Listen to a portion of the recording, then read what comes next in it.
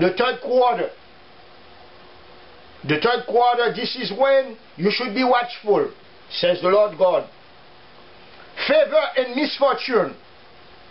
In this land of America, it will be an earthquake in America between July, August and September in the year 2011.